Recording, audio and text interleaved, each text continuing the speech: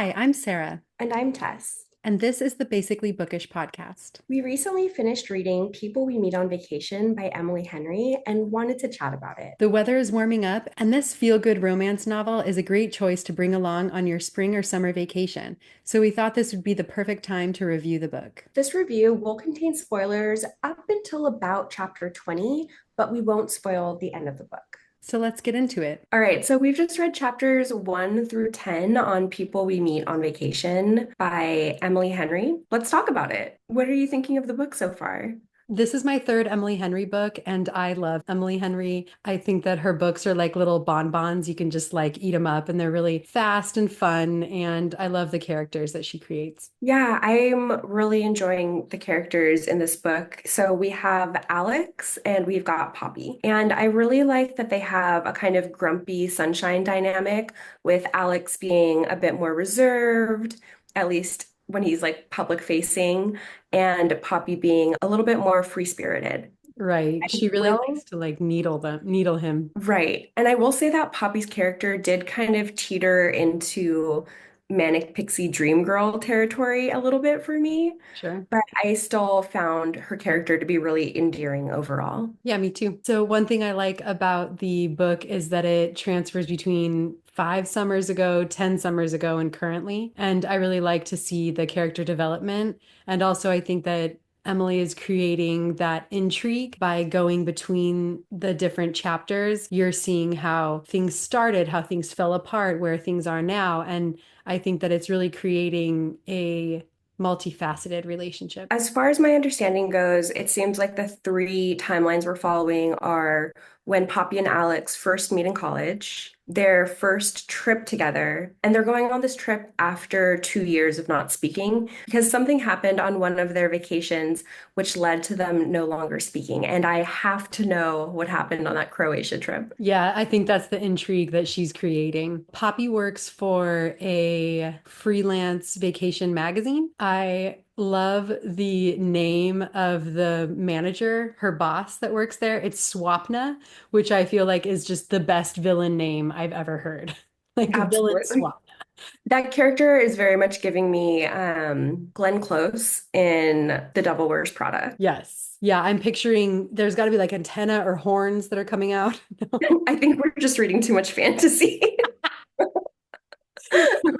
You're right. Yeah, I have a hard time picturing things, as you know. I tend to embellish a bit. If you can't tell, we're primarily fantasy slash romantasy readers, but we are kind of taking a little detour and reading some contemporary romance. I think it's really interesting to watch how female authors write male characters. It only takes you a few chapters, at least for me. I love Alex. I think that he's a wonderful character. Where she's finding a man like this, please let me know because it's just, he's a really in-depth, understanding. He's got this inside track with Poppy, which I think is so sweet. And by inside track, what do you mean? Like you were saying earlier, he maintains a hard exterior, but he clearly tolerates Poppy's little quips, the fun little things that she does, like hitting on him in the bar, and I think has grown to enjoy it. I think so too. I also like what you're saying, how she has this job working as like a freelance writer, but she also has a social media following. And one of her best friends, Rachel, is also a social media influencer slash art school grad slash, it kind of seems like grew up with money and is kind of like a Nepo baby. But I do like that dynamic between the two of these girls so far. And I also, there's a conversation that they're having because Poppy's kind of lost her joie de vivre, for lack of a better word, Sure. and she's not sure how to get it back. And Rachel tells her the best way to find your happiness again is to retrace your steps, the same way that you would try to find a physical object. And I thought that was really interesting and like a great little nugget of advice. So, of course, Poppy's thinking back, and the last time that she felt truly happy was when she was with Alex. So sweet. At that point, I wrote in my notes, I put Alex and Poppy besties. I love that aspect of it, that they're friends for so many years before this current summer. Right. I really also enjoy the way that Emily Henry captures anticipation and longing and just those butterfly feelings when you're getting a text back from somebody that you're really engaged with and want to have a conversation.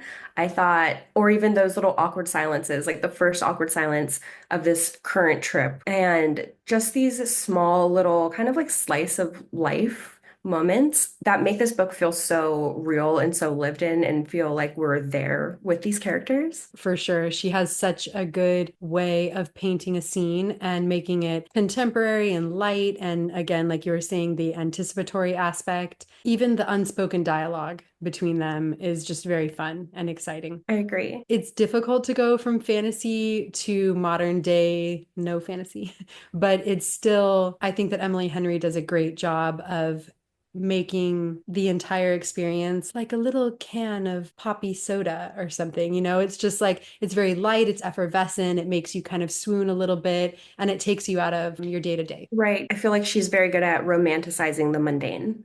Right. Yeah, exactly. We get a mention of the ex-girlfriend, Right. Alex's ex-girlfriend, Sarah. So many Sarahs. It is always a Sarah, and we have to have at least two Sarahs per episode. Yeah. Right. And I also like the juxtaposition of how Poppy was talking about how guys like Alex Nielsen, who are so reserved and, he goes to the gym every day. He's very conscious about the way he lives his life, the things that he puts in his body, the image that he puts out there, is more attracted to somebody else that's like him. So Sarah is this, she works, I think, at a library and she's also kind of a gym fanatic. And Alex and Sarah have had this on again, off again relationship for quite some time. And Poppy does see herself as somebody that is kind of opposite to Alex, and she's a little bit more chaotic. She's talking about how girls like her end up making out with, Buck. yeah, with guys like Buck, who is a water taxi driver.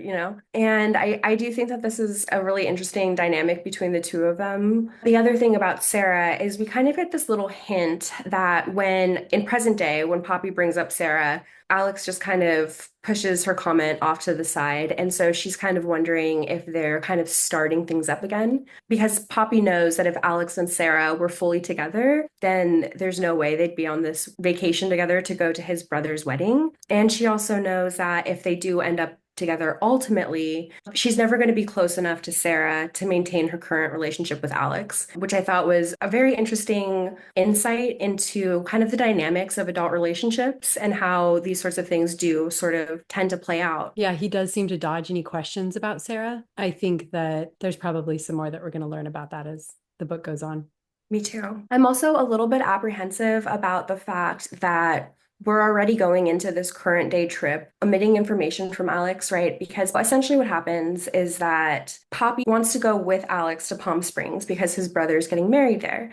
She works for this company that can send her to different vacations. She proposes Palm Springs, ultimately gets turned down and decides that she needs a vacation and she's going to take some time off and she's going to fund this trip herself. She knows that if she tells Alex that she's funding it herself, that he probably wouldn't go with her, but she also knows that Alex is a high school teacher. He's got a pretty meager salary and he can't really afford to go on a trip.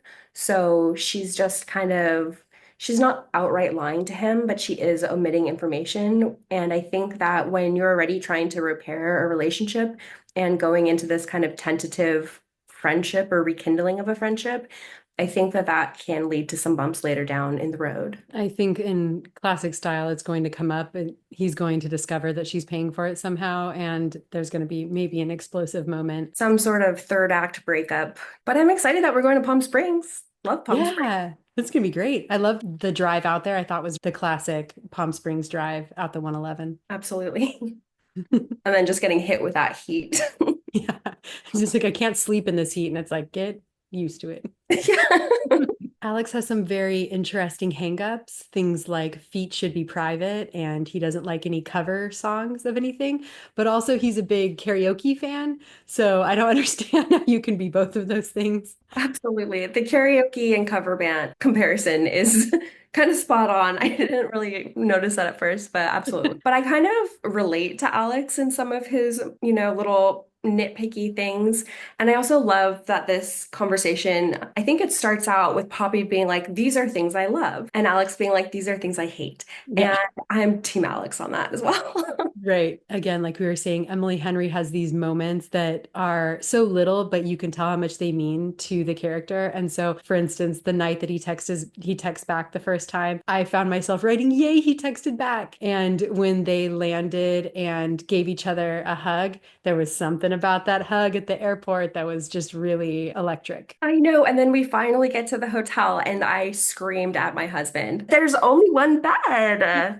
I know, I was so excited. I said, "Oh no, I can't believe it." I said, one of my favorite tropes. This is about to get real good. Oh man, how could that be? How could she mess up that booking? But there's not, there's like one and a half beds. But we've only, again, read up to chapter 10. So we don't know how the sleeping situation is all gonna fold Right. out. That chair might just fall apart at some point.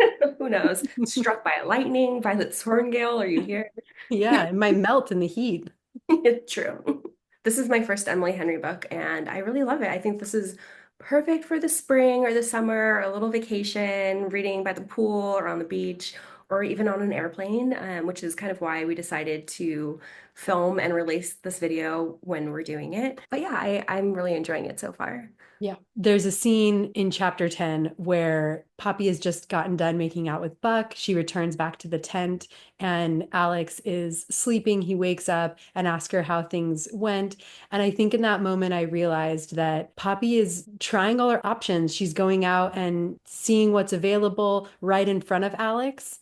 Whereas we're not seeing Alex do that. Yes, we've heard of Sarah, but in the same way that he has an opportunity to hook up with a girl that night, he doesn't. And I think if I look back over the last 10 chapters, that's kind of been happening. Alex has been steadfast, just seeing what's going on with Poppy. Yeah, I And I think, didn't realize that until like the very last word of chapter 10. yeah, I think that's a great point. Hmm. I can't wait to continue Me too. reading. Yeah, this is a great book. Yeah, okay. We will talk to you guys later once we read a little bit more.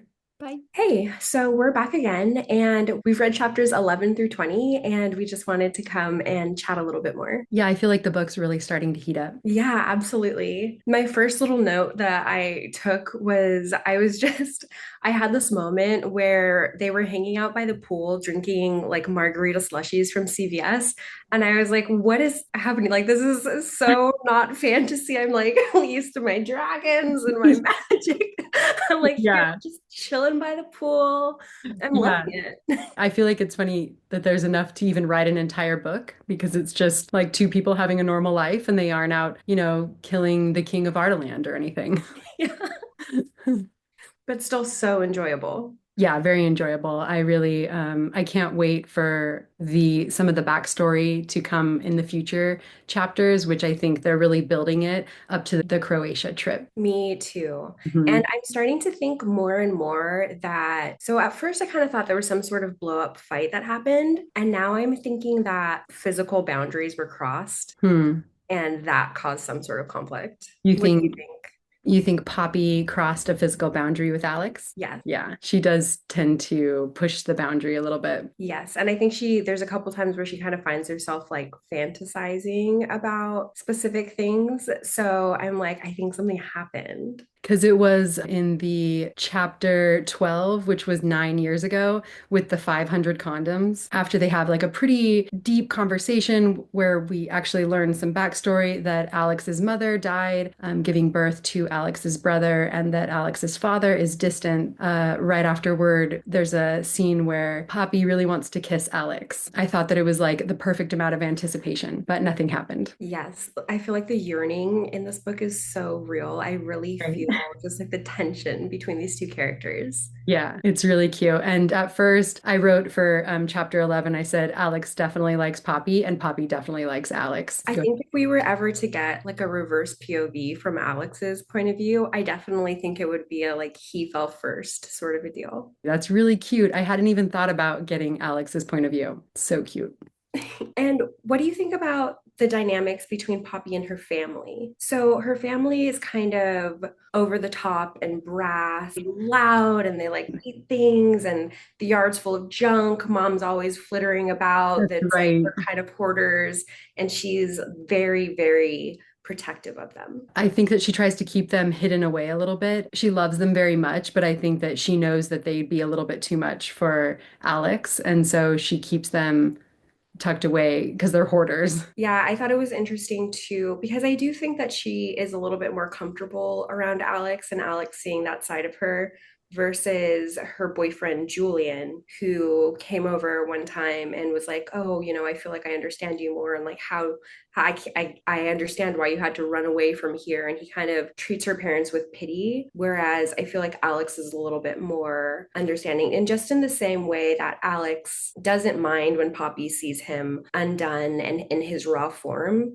I think Mhm. that they have this sort of relationship that both of them can meet each other exactly as they are and still love each other for all of that. Really, really cute. Hello. Meow.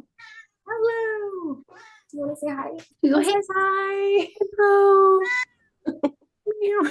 He's so cute. Poe is very photogenic. The love of my life, the cat of my dreams. So cute. And if anyone can hear crunching in the background, Poe's just eating some lunch.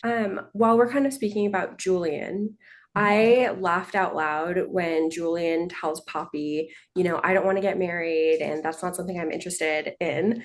And Poppy's just like, that's fine. I don't want to marry you either.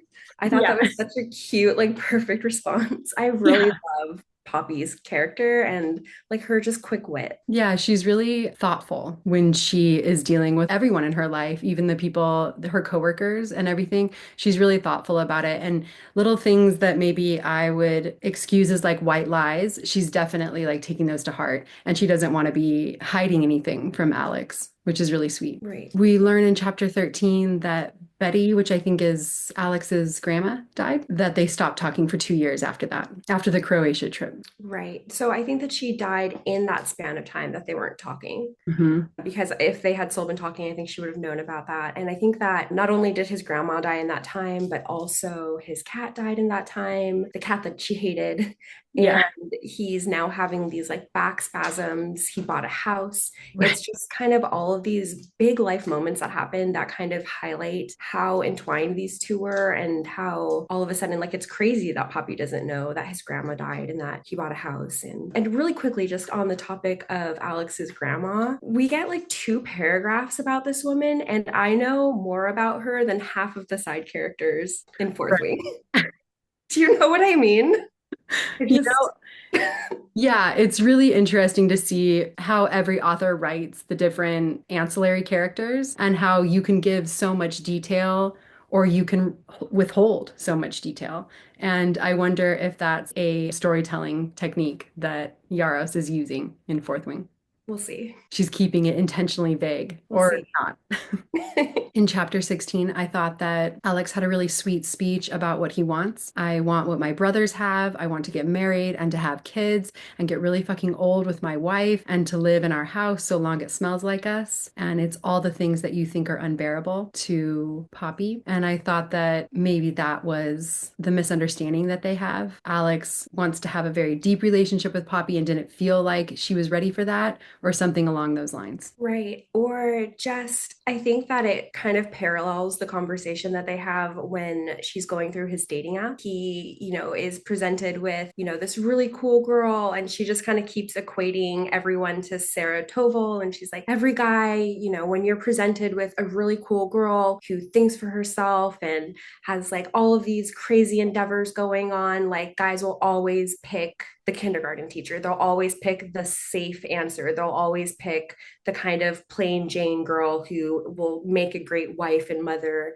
They're never going to essentially pick an eccentric girl like Poppy. And I think both of these two, they are very opposites attract. Alex is a little square. He's a little millennial gray. He wants a house in the suburbs. Poppy wants to explore. She wants to live her life. She wears these bright, eccentric colors. She is kind of over the top and she almost feels like she's too much in a lot of ways. And I think that they fit in so many ways, but neither one of them think that the other would be happy in their own world. And I don't see if they see a way of like blending those two worlds. But the fact that Alex is applying for a job in New York City, I think is very telling and very sweet. And I also think that Alex doesn't mind withholding information from Poppy the way that Poppy, cares about that. I think that Poppy likes to share everything. Alex is, I think, withholding some things.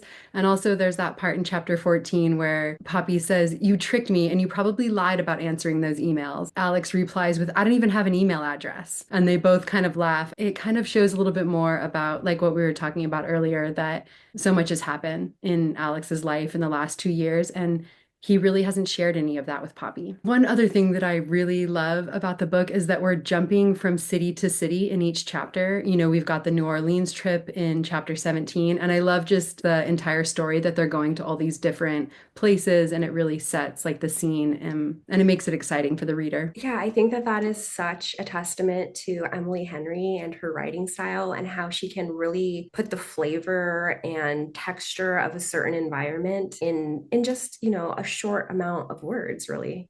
Right. And then there's these moments where I really relate to Poppy, like when she's talking about her follower count, and I'm just like, yeah, girl, like she's Yeah. concerned Yeah, about social media. right. I related to her in the sense of wanting to keep things to herself and how sometimes unintentionally the things that you don't really mean to share get out there because social media is such this curated place nowadays. Like it's great to be vulnerable and to put yourself out there in a way that's genuine. But as somebody who has like spent the last decade online, it is also I feel very very important to like keep some things just to yourself. When they're in New Orleans, he takes a shower. Poppy reads a poem while he's in there, and she remembers this loneliness that she's felt while he's been gone. And then she thinks to herself that as long as I have Alex, I'll never truly be alone again. And I thought that that was something that she really should share with Alex, but he gets out of the shower and she doesn't say anything. Right. Yeah, I feel like there's so much unsaid between these two. And Yeah, also there's these moments where Poppy's like, "Oh, do you remember this little thing or do you remember that little thing?" And Alex is like, and she's like devastated and kind of just like throws her whole worldview off of like, maybe this doesn't mean as much to him as it does to me, but I get the feeling that she's wrong. yeah, it's a very multi-layered missed connections. They're just constantly slightly off from each other. Right. But things are definitely heating up, that's for sure. I was going to say they go to the living desert in chapter 20, and I've been there when it is also 300 degrees. There is no shade at the living desert. And so I completely understand that they are just ready for some air conditioning and Mexican food when they're done. Yeah. I'm so excited to see this movie when it comes out. Oh, yeah, I forgot. And it's Miles Teller. Yeah, I think so. And who plays Emily Bader is playing Poppy. We'll definitely have to get together and just like film a first reactions when the movie comes out. If Yeah. anybody's interested in seeing that and watching along with us, let us know. We can go on our first basically bookish outing. Yeah, unless it's just Netflix, in which case we'll do Yeah, like right. popcorn and robes at home. Great. I've seen some behind the scenes and it looks really cute. I see a lot of behind the scenes footage popping up on TikTok, and I absolutely love the chemistry between these two. I think it's really cute. So there's a moment where they're kind of getting into an argument, and Alex says something like, "Not everybody can just not look back like you." And Poppy thinks to herself, what does that mean? And I'm also thinking, what does that mean? So Right. again, like I just feel like they cross some sort of physical boundary. Maybe Poppy was able to detach in a way that Alex wasn't. And so I don't know. We must keep reading.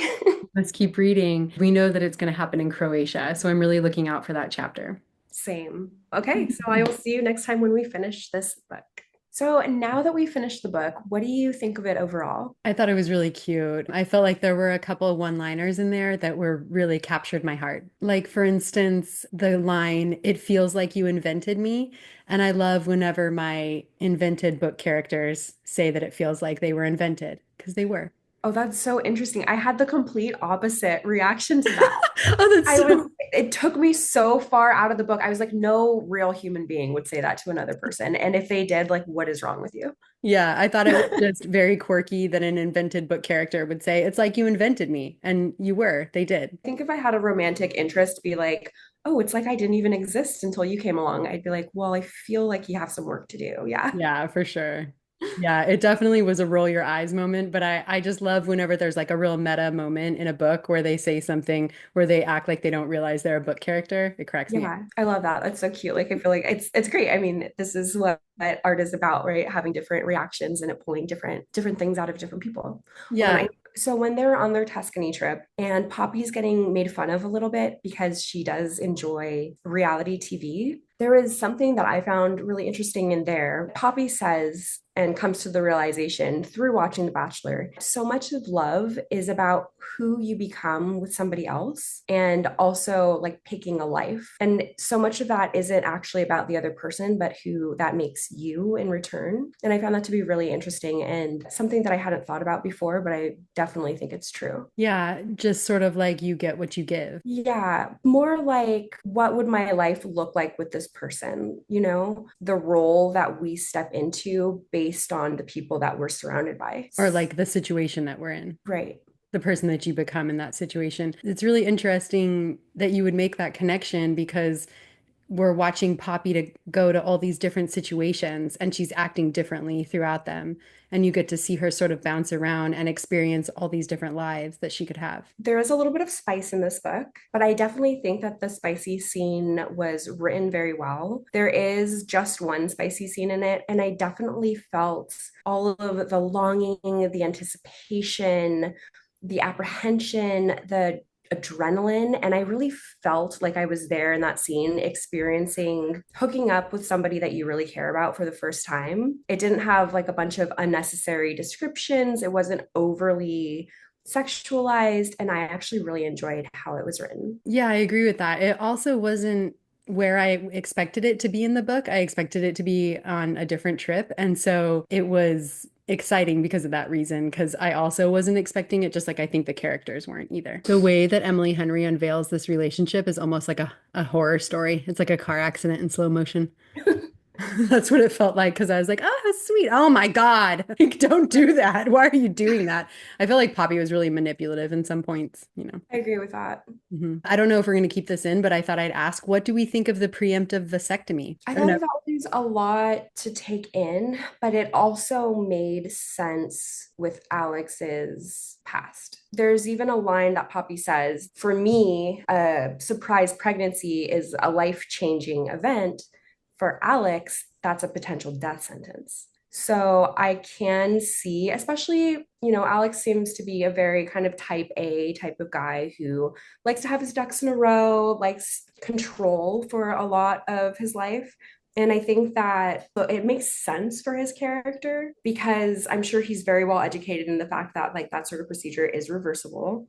And if he's not in a place to very intentionally make that decision, he doesn't want that to be out of his hands. So seeing somebody that he cares about in this precarious situation, we again, like we're not really going to spoil what exactly happens there, but I think seeing his friend in this precarious situation really triggered a deep fear in him. And I think that Alex is the type of person who is a problem solver and wants to fix things.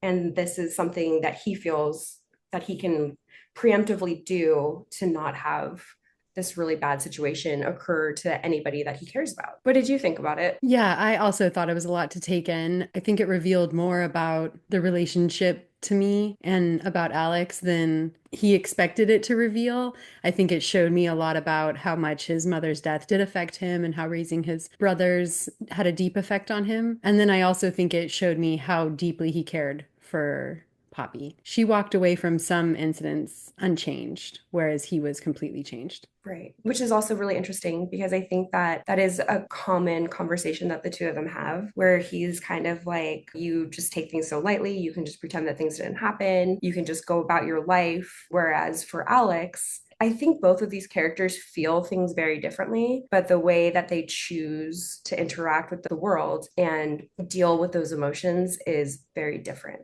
Yeah, I agree with that. I must say that I do appreciate Alex's shower routine in general, and I love how much Poppy questions it. I think it is Poppy that talks about taking a luxurious shower and it being in a really cold room and taking a hot shower. And I'm glad this is being portrayed in media because I also really appreciate that. I like a really hot shower with a cold drink or in a cold room. I think that that's never portrayed in media, and I love to hear about it. Indeed. Yeah, I felt the heat and cold aspect throughout the book, like really viscerally. I'm not sure if that's due to the fact that I grew up in the desert, but as I was listening and I heard that the Morton Botanical Museum was closed at 1 p.m., I was realizing in that moment in real time that the reason why I always want to get to everything before noon is because it's just blistering heat by noon back at home. And so it was just kind of making me laugh how ill prepared they were for the desert and how much anxiety that was giving me, and how I was like, no, they need to get going. It's going to be like 120 degrees. Yeah, that's so cute. Yeah. Another thing that Poppy, I think this is her inner monologue, but she talks about the fact that she often mourns a moment before it's over and how it's hard for her to stay present and really enjoy a moment because she's thinking about how time is so fleeting and she's never going to have that moment again. And that is definitely something that I related to very, very severely. I definitely have like a lot of sometimes like catastrophic thoughts and very negative thinking. I was telling my husband the other night, actually, like I have a 10-year-old and a cat. Maybe some of you have seen her on the channel. They sleep together in my 10-year-old's bed every night. And I had just tucked them in and given them kisses. And I was talking to my husband because I had had this thought that, 10 years from now, they're probably both going to be gone. And so I just like, I really related to that. I'm sorry. So I really related to that. I wish that I could be more present and enjoy things as they're happening, but just like this knowledge that like nothing is permanent. Yeah, I completely agree. And I mean, you know me, I will, you just tell me to cry and I'll cry with you. So no worries. Definitely felt that because I feel that most also with my child as well, that I feel like those fleeting moments are growing so fast and you can't get back to them. Yeah, Yeah. I thought it was a really thought-provoking book. I understand that on the surface it may look superficial, but I think that there were parts of Poppy's character that I probably also displayed, especially at her age, and it was renewing to look back at those aspects of my behavior at a younger age with such a fresh set of perspective from the book. I thought that it allowed me to have a little bit more space and realize, just being 20 something and how fast life goes through. You're able to stop and catch glimpses of it, but it isn't until you're in the future that you can go back and appreciate how sweet the past really was. Right. Yeah, I suffer from the same thing. Uh, Let us know if you're in this boat with us. Yeah. As you know, we love to compare all of our books to our fantasy series, and I caught a little piece in this book that I thought was really fun. There's a portion where Poppy is having an inner monologue, and she says that her mind was grappling for purchase. And that's definitely something that we've heard in Fourth Wing when Violet is falling off of the parapet. Her hands were definitely grappling for purchase or grasping for purchase. And so I just wanted to bring that up. I always love a good crossover. Little fantasy tie-in. Yeah. I definitely feel like we did get our confirmation that he did fall first. Yes. And you were dead on with Manic Pixie Dream Girl because that's exactly what she got. Towards the end, I was like, girl, turn it down. Right. Yeah. Like, you're bothering me, and I'll look the other way 99% of the time. Yeah. So yeah, I think there were a couple things that we caught right up in the front that ended up being true, Right. which is cool. And not bad. There's nothing wrong with a book being predictable. I find that predictability in literature leads to very comforting reads. That's exactly what I was going to say. I don't want to necessarily every single book I come in learn an entirely different language and an entirely different people. Sometimes it's okay to just be comfortable with what's familiar. Right. There was a one-liner for the book that I just thought was perfect. I think she should put it on the cover or maybe put it as the catchphrase for the movie. And it's maybe things can always get better between people who want to do a good job loving each other. I love that. And speaking of the movie, when the movie does come out, we are planning on doing like a live reaction. So if you're not already, subscribe, hit that bell for notifications so you'll be notified when that comes and we can all hang out and geek out over this movie together. And just for our own curiosity, we'd like to know if you would like us to do a 10-minute video spoiling the ending. Let us know what your thoughts were. Do you think that that would be good, us wrapping up the book? Thanks for spending a part of your day with us, especially if you made it all the way to the end of the episode. And if you did make it all the way to the end of this episode, leave us some sort of beach themed emoji or comment on YouTube just so we know that you made it this far. Let us know your favorite Emily Henry book in the comments. We'd love to hear from you. And are you going to be reading the Emily Henry book that is coming out soon? I think it's on the 22nd of April, 2025, if you're watching this in the future. Let us know. And don't forget to subscribe for more episodes and find us on all social media at Basically Bookish Pod. And until next time, Happy happy reading. reading!